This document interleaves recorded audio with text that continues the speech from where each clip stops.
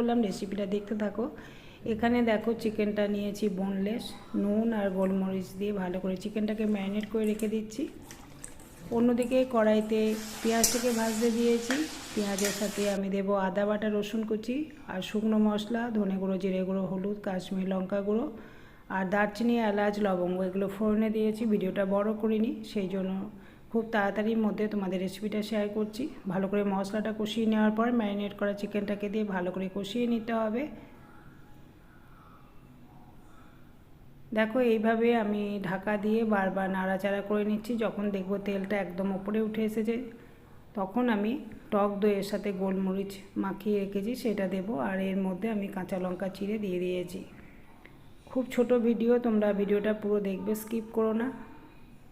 যখন তেলটা উপরে উঠে আসবে তখন ফ্লেমটাকে লোতে রেখে টক দইয়ের সাথে গোলমরিচ মাখিয়ে দিয়ে দিতে হবে।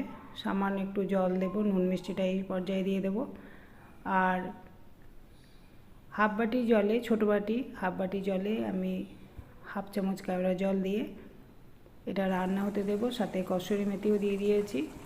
সব কিছু ঢেকে দিয়ে 20 থেকে 25 মিনিট রান্না করে নিয়েছি। দেখতেই এরকম হয়েছে। যদি রেসিপি ভালো লাগে লাইক শেয়ার কমেন্ট করো। টাটা। পুরো ভিডিওটা দেখার জন্য অসংখ্য ধন্যবাদ।